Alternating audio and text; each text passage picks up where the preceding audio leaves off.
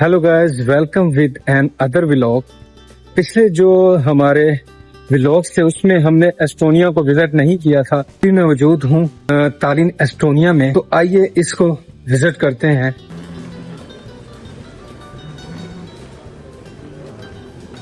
Estonia पहुँच के जो सबसे पहली चीज़ मुझे जिसने बहुत ज़्यादा अट्रैक्ट किया वो ये देखें कि यहाँ पर एयरपोर्ट के अंदर प्रेयर रूम मौजूद है। एस्टोनिया में मुझे कुछ और आगे देखने को अच्छा मिले या ना मिले, जो चीज़ मुझे बहुत अच्छी लगी है वो ये है, इसने मेरा दिल खुश कर दिया। एक ईस्टर्न यूरोप कंट्री में इस तरह एक एयरपोर्ट के अंदर ये जो एक प्रेयर रूम का होना बहुत बड़ी बात है। बुक्स भी देख सकते हैं जिसमें बाइबल भी पढ़ी है, कुरान मजीद भी पढ़ा है, अभी बुक्स साथ में रखी हुई हैं। अगर मैं आपको एस्टोनिया के बारे में बताऊं तो ये एक बाल्टिक स्टेट है। बाल्टिक स्टेट में 3 कंट्रीज आते हैं, लिथुआनिया, लाटविया और एस्टोनिया। एक्चुअल में ये कंट्री जो है तीनों मुल्कों में सबसे आगे है आईटी के एतबार से, क्योंकि एस्टोनिया एक फर्स्ट क्लास आईटी कंट्री है। इसका साइबर नेटवर्क बहुत ज्यादा मूव करता है। ये एक ऐसा मुल्क है जिसने पहली बार वोटिंग को दुनिया में ऑनलाइन किया। एयरपोर्ट के बाहर निकलते ही आपको टैक्सी की भी सहूलत अवेलेबल है। आप बसेस वगैरह का भी इस्तेमाल कर सकते हैं अपनी डेस्टिनेशन पर पहुंचने के लिए। साथ ही एक स्टैंड है और ये स्कूटर भी यूज कर सकते हैं।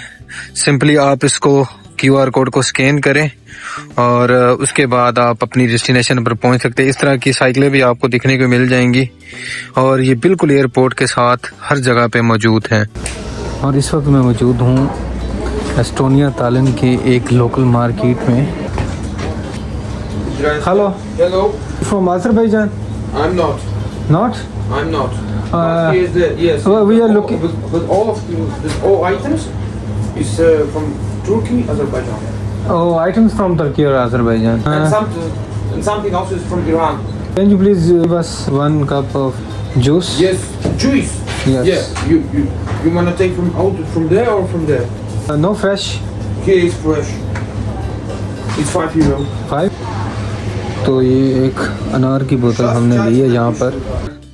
बहुत ही प्यारा मुल्क है, बहुत ही प्यारा मौसम है। आज ठंडी ठंडी हवा चल रही है, धूप निकली हुई है और ज्यादा गर्मी नहीं है।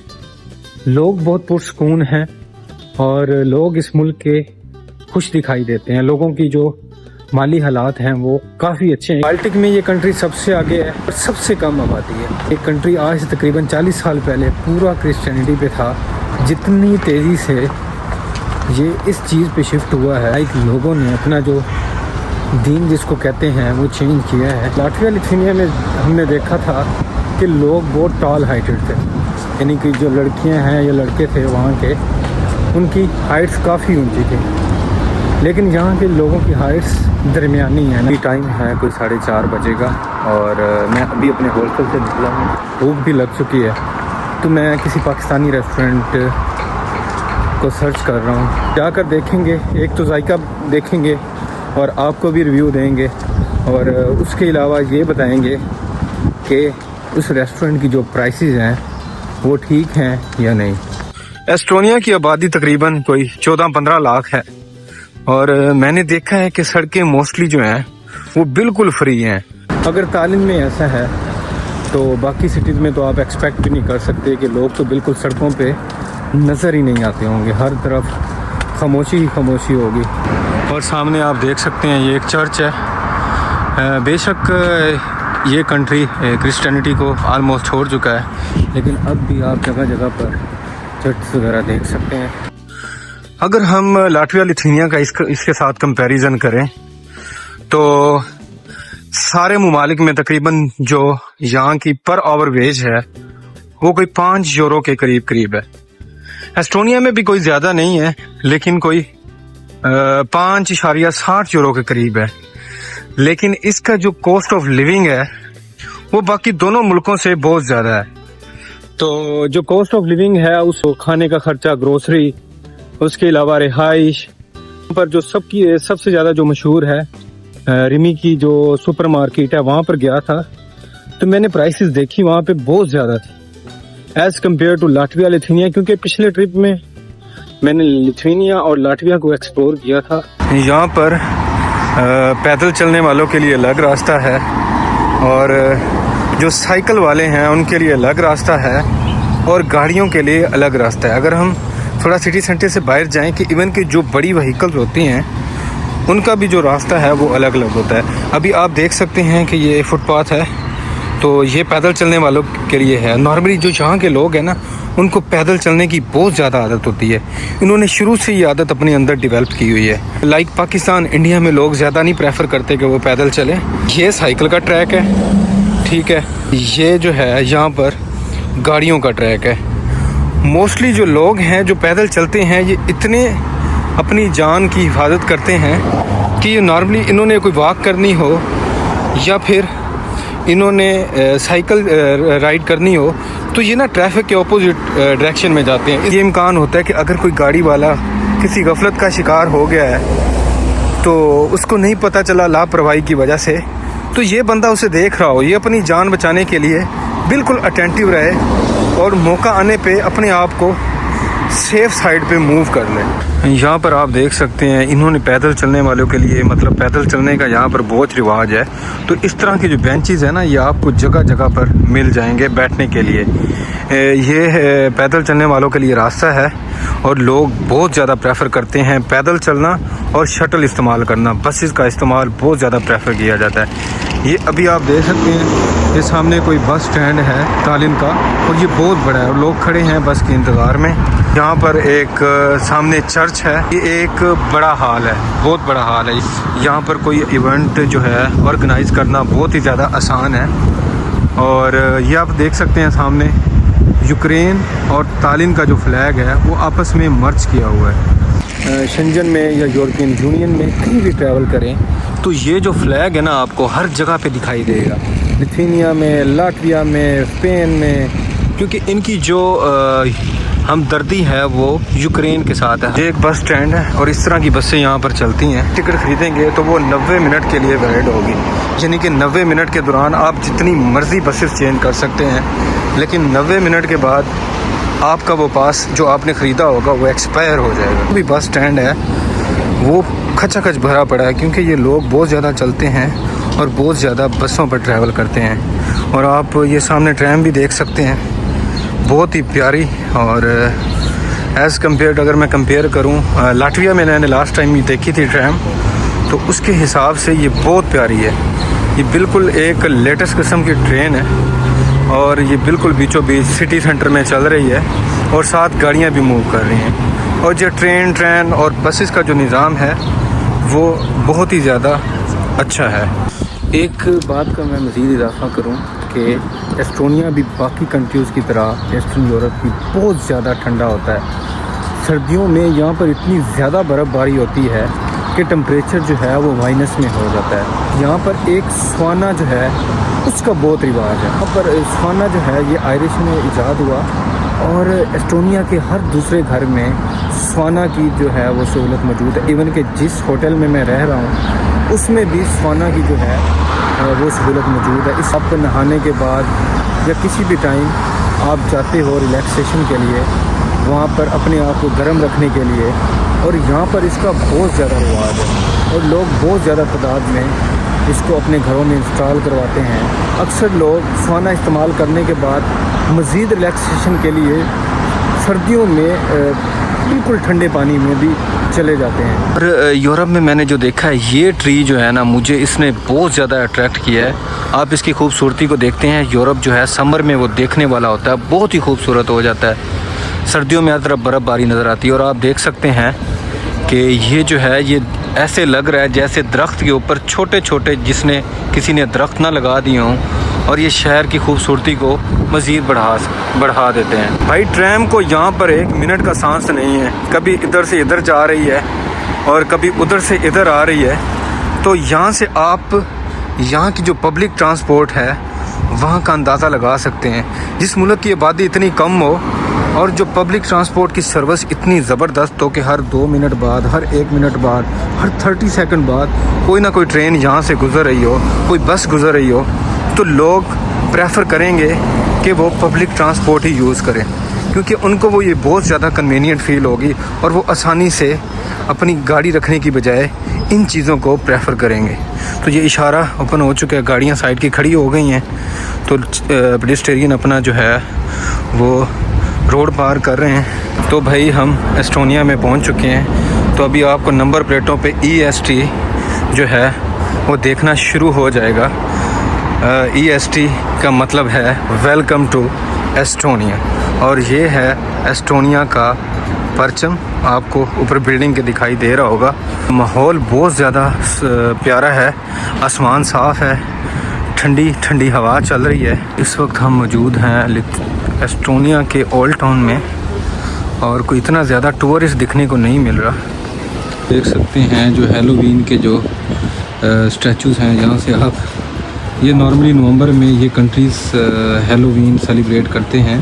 तो इस तरह के जो स्टैचूज़ हैं ये अपने घर के बाहर लगाते हैं। ये कोई शॉप है स्टैचू बाय करने के लिए, और ये भी एक आयरिश कल्चर है सोने की तरह, जो कि नवंबर में आलमोस्ट सेलिब्रेट किया जाता है हैलोवीन के नाम से।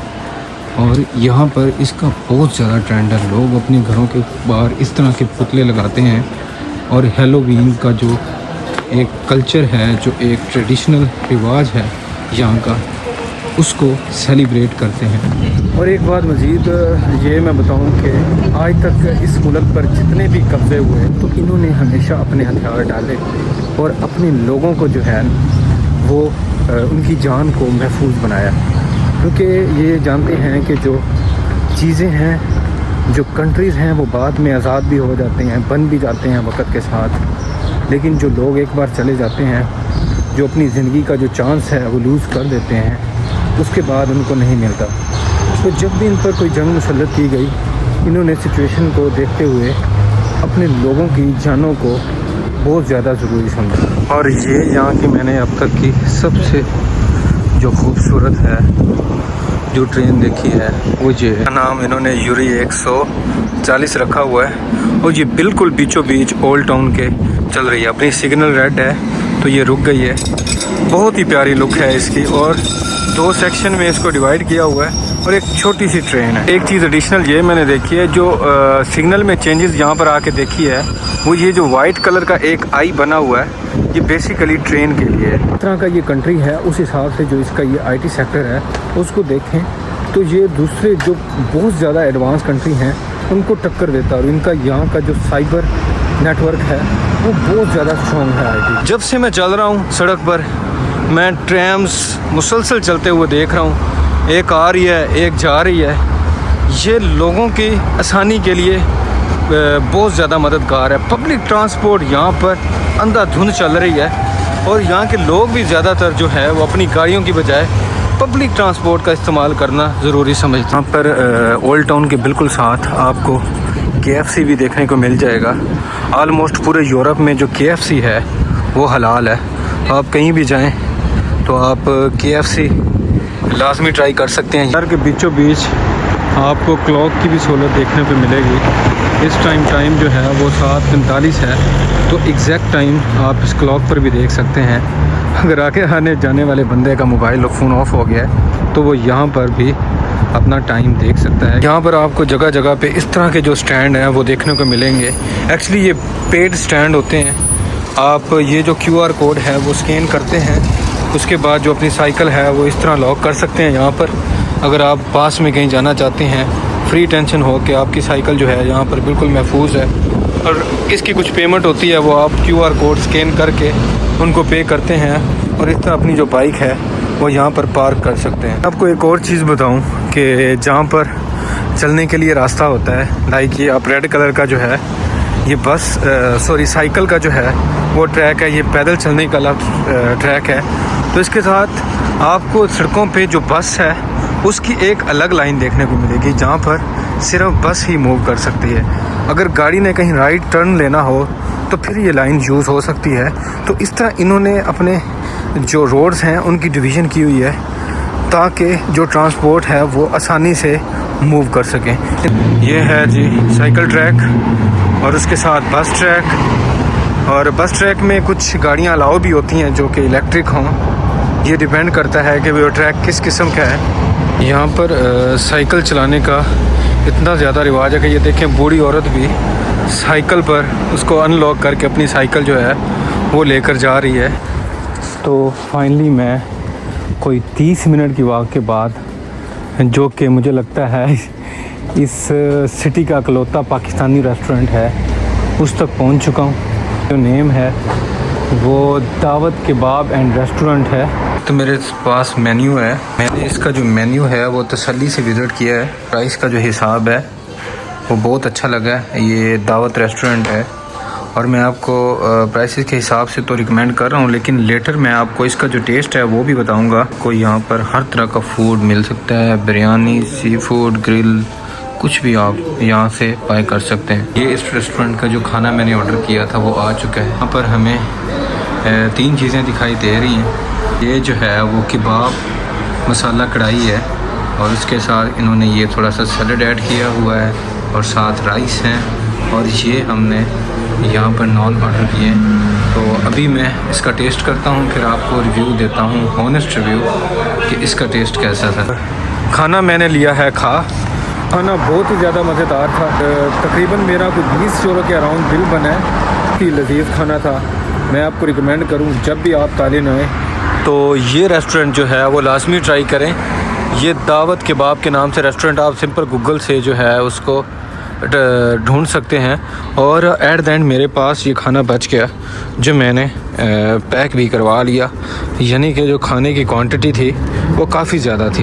इन मुल्कों की ख़ास बात ये है कि तकरीबन जैसे ही कोई टाइम 10 के राउंड अबाउट होता है तो सारी मार्केट्स जो हैं वो बंद हो जाती हैं, सड़कें बिल्कुल खाली हो जाती हैं। तकरीबन 10 बजे से पहले ये लोग लौट जाते हैं और सड़कें बिल्कुल फ्री हो जाती हैं। 10 बजे, ये अभी तकरीबन कोई 8 बजे का टाइम है, 10 बजे ये कोई 2-4 जो आपको गाड़ियाँ नज़र आ रही हैं ये भी आपको नज़र नहीं आएंगी और शहर जो है वो बिल्कुल सुनसान हो जाएगा।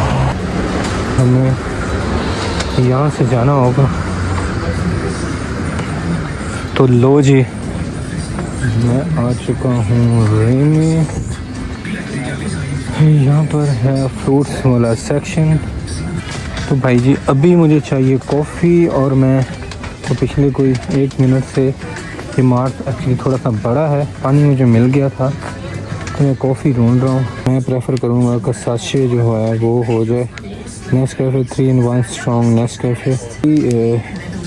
मैंने ये नेस्कैफ़े की जो है क्लासिक जो है वो ली है। तो अभी इसके साथ मुझे शुगर भी चाहिए। अभी मैंने कॉफ़ी और उसका सामान ले लिया, कॉफ़ी, शुगर, साथ मिल्क ले लिया। तो इसको बारी बारी स्कैन करते हैं। इसके साथ ये है हमारे पास शुगर, इसके साथ है मिल्क, के साथ है ये कुकीज़, बस है 5 लीटर की पानी की बोतल। तो ये है हमारा टोटल सामान। बिल बना है तकरीबन कोई 5 यूरो के अराउंड। अभी मैं इसको पे करूँगा, पे विद अ कार्ड, और यहाँ पर मैं इसकी पेमेंट देख सकता हूँ और ये मैंने इसको पे कर दिया। एक चीज़ यहाँ की ख़ास ये है कि तकरीबन जो टाइम है वो 9:30 का है, तो आप अभी भी यहाँ पर सूरज देख सकते हैं।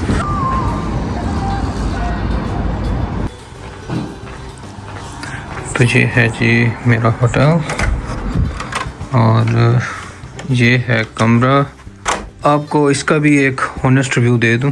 ये मेल्जर होटल के नाम से है, सिटी सेंटर में है। ये बाहर का व्यू है। तकरीबन तमाम जो बेसिक सहूलियात हैं वो दी गई हैं। यहाँ पर किचन भी है, ओवन, कोई खाना गर्म खाना कुकिंग के लिए नहीं है, लेकिन आप बाहर से जो खाना ऑर्डर करते हैं वहाँ पर यहाँ पे सिंक भी लगा हुआ है, प्लेटें भी रखी हुई हैं। इसके साथ ये भी विंडो है, ये भी विंडो है, ये भी विंडो है, एक LCD दी हुई है और नीचे हीटर भी, 2 हीटर इजाफी दिए हुए हैं। और इसके अलावा जो ये कबर्ड है इसमें आप अपना सामान वगैरह रख सकते हैं। ओवन है, यहाँ पर प्लेट्स वगैरह रखी हुई हैं और ये नीचे सिंक दिया हुआ है। वाशरूम तो बहुत सफाई का बहुत ख्याल रखा गया है, अच्छा था वाशरूम भी अच्छा है। ये है इसका शॉवर। तो ओवरऑल जो इस होटल के साथ जो मेरा एक्सपीरियंस रहा है वो बहुत अच्छा रहा है। मेन लॉबी है और वेटिंग एरिया भी आप कह सकते हैं, और इसके साथ इस साइड पर रिसेप्शन है और यहाँ पर डिफरेंट रूम अवेलेबल है, और यहाँ पर भी एक बिग LCD देखने को मिलती है। तो ये है जी मेरा होटल, जो कि सिटी सेंटर के बीचों बीच में वाक़या है। इसका नेम जो है वो मेल्ट्जर है। और नाज़रीन, इस वक्त मैं मौजूद हूँ एस्टोनिया के एक बिगेस्ट हॉल में, जो मैं पहले भी दिखा चुका हूँ, आप देख सकते हैं। और मेरे पीछे आप एक बहुत बड़ा स्टैचू देख रहे होंगे। इस स्टैचू इनकी जो सोवर्निटी है उसकी अलामत है। ये उसके नीचे एक नज़म भी लिखी हुई है, उसमें एक जो इनका फेमस जो है शायर है, वो इनको बताता है कि जो गुलामी की जंजीरें हैं वो हमने गिरा दी हैं। अब वक्त आ गया है कि जो एस्टोनियन कौम है वो भी एक आज़ादी के लिए जंग लड़े, और जंग लड़के अपने मुल्क को आज़ाद करे, और गुलामी किसी भी सूरत हमें कबूल नहीं है। इन्होंने ये एक आज़ादी की अलामत के तौर पर अपना ये स्टैचू जो है, ये जो मेन हॉल है इसमें लगाया हुआ है। यहाँ पर बहुत सारी चीज़ें हैं देखने को है। बैकग्राउंड में यूक्रेन और एस्टोनिया का जो है वो फ्लैग है, और बैकग्राउंड में एक चर्च है, और ये काफ़ी खूबसूरत जो है ग्राउंड है इवेंट्स के लिए भी, और वैसे भी यहाँ पर बहुत ज़्यादा लोग बैठने के लिए, अपना वक्त गुजारने के लिए ख़ास तौर पर वीकेंड पर आते रहते हैं। मैं मौजूद हूँ एस्टोनिया का जो ओल्ड टाउन है उसके बीचों बीच। आज से तकरीबन 100 साल पहले जब यहाँ पर ऑक्यूपेशन थी, तो इन्होंने ना इस ओल्ड टाउन में टनल्स बनाए हुए थे। तो ये जब वार वगैरह को भी वक्त आता था वो उस टनल में चले जाते थे। और उसके अलावा भी इनकी जो हिस्ट्री है वो जंगों से बहुत ज़्यादा भरी भरी।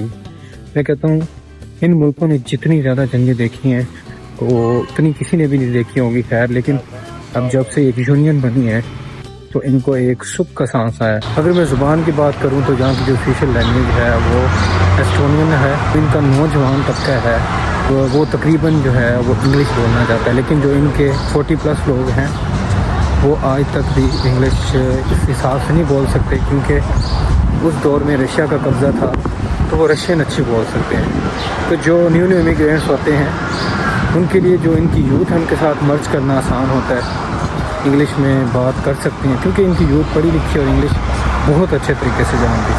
एस्टोनिया में आपको ये परिंदा हर जगह देखने को मिलेगा। इनका जो कौमी जानवर है वो वोल्फ है, यानी कि भेड़िया। का जो म्यूज़िक है वो हर गली में आपको बजता हुआ दिखाई देगा।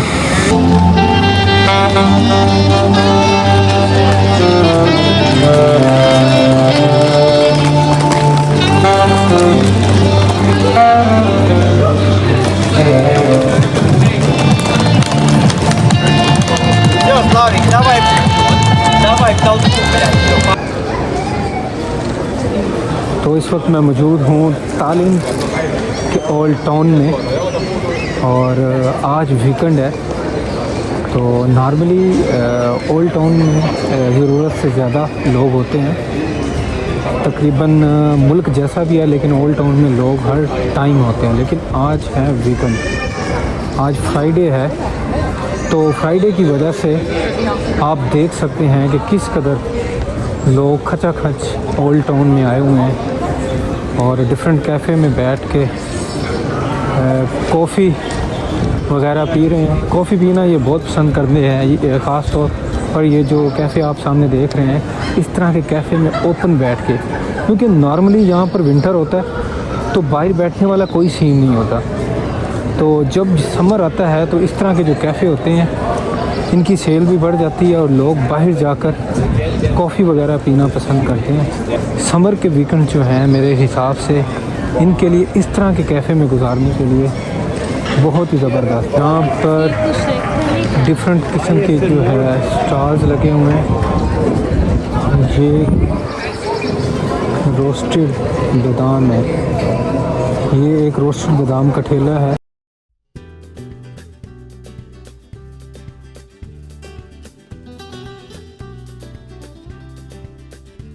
यहाँ पर जो यूरोपियन हैं उनके लिए बहुत अच्छी चॉइसेस है रेस्टोरेंट की, लेकिन थोड़ा हमारा हलाल हराम का हिसाब होता है, तो इस वजह से जो हम ज़्यादातर हमारे लिमिटेड ही रेस्टोरेंट होते हैं, कोई पाकिस्तानी रेस्टोरेंट ढूंढ लिया या KFC हलाल होती है ऑलमोस्ट हर तरफ, तो वहाँ पर चले गए। लेकिन यहाँ पर वैसे देखा जाए तो बहुत खूबसूरत कैफ़े बने हुए हैं।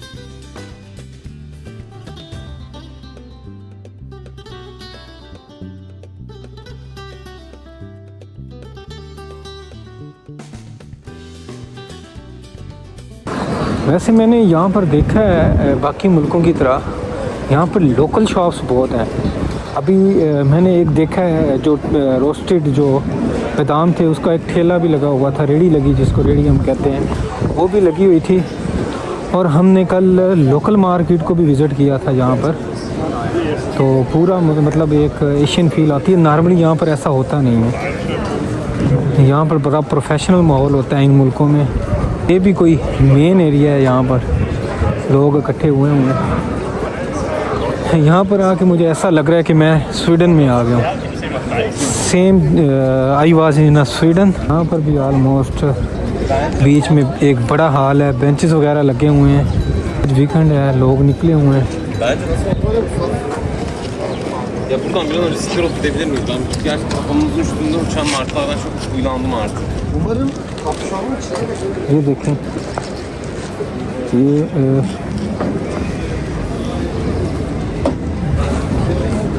इस तरह के जो परिंदे हैं आपको तालिन एस्टोरियन में हर जगह दिखने को मिलेंगे। उनको चाहिए था कि इस परिंदे को भेड़िए की जगह अपना नेशनल एनिमल डिक्लेयर करते।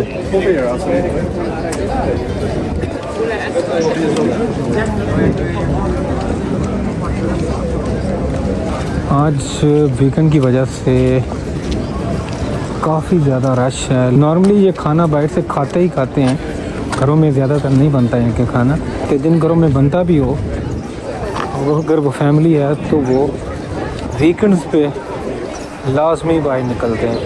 बहुत ज़्यादा चहल पहल होती है, लोग आते हैं कैफ़ेज़ पर बैठते हैं, ख़ास तौर पर समर में। ये है जी ब्यूटीफुल तालिन एस्टोनिया।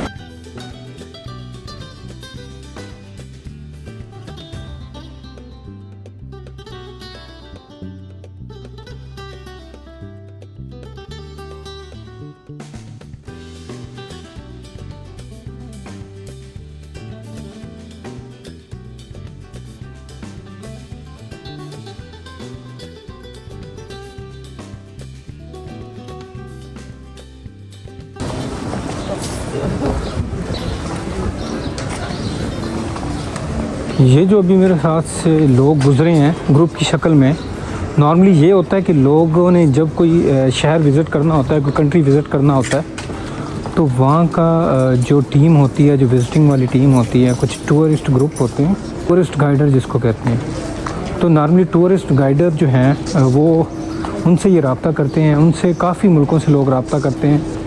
तो वो एक टीम बनाता है, एक ग्रुप बनाता है। लाइक अगर एक टीम ने यहाँ का ओल्ड टाउन विज़िट करना है, उसकी तारीख को जो देखना है एक बंदे ने, तो एक ग्रुप बनाता है, उसको लीड करता है और साथ माइक्रोफोन्स प्रोवाइड करता है। इससे वो इनको जो भी मैसेज भेजना हो वो इनको मैसेज भेजता है। फ़ोन इनके कानों में लगे होते हैं, उसके मुंह पे एक माइक लगा होता है जिससे वो इसको सुनते हैं।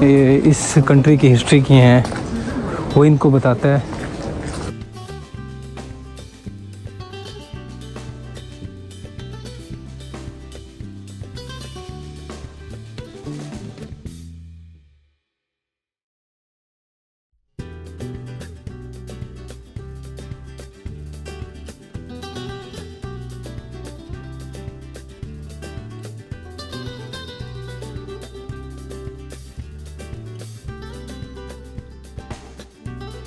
किसी भी कंट्री के ओल्ड टाउन की अगर आपको समझ नहीं है कि वो कैसा दिखता है, तो उसकी सबसे बड़ी निशानी ये है कि ये जो टाइलें जो देख रहे हैं ना, पुराने ज़माने की ये ईंटें हैं।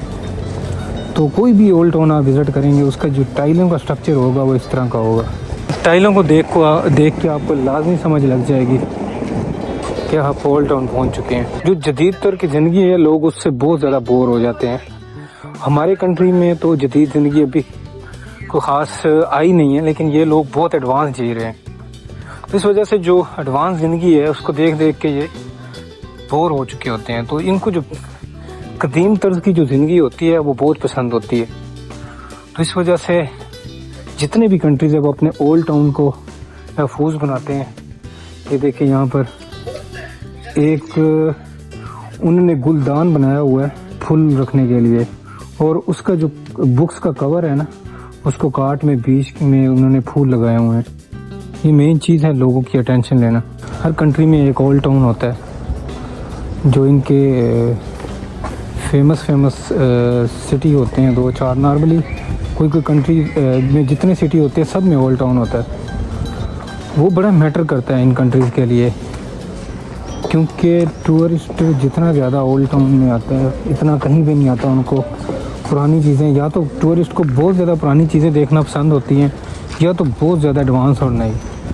तो इस वजह से कंट्रीज़ फोकस करते हैं कि अगर टूरिस्ट से पैसा कमाना है तो हमें ओल्ड टाउन जो है वो महफूज बनाने होंगे, प्यारे बनाने होंगे, इन पे ख़र्चा करना होगा, इनकी सफाई सुथराई और सिक्योरिटी सेफ्टी, हर जगह पे पुलिस और सेफ्टी और उसके पास बात सफाई। तो इससे बहुत ज़्यादा जो टूरिस्ट है वो आता है और एक इनकम जनरेट होती है। तो ये था हमारा एस्टोनिया का एक डिटेल व्लॉग, जिसमें हमने आपको एस्टोनिया का ओल्ड टाउन दिखाया, इसकी तारीख के बारे में बताया और बताया कि ये किस किस्म का मुल्क है। तो ऐसी प्लेसेस घुमाने की तारीख के बारे में बताया। अब दीजिए हमें इजाज़त। चैनल को सब्सक्राइब करना और शेयर करना मत भूलिएगा। अल्लाह हाफ़िज़।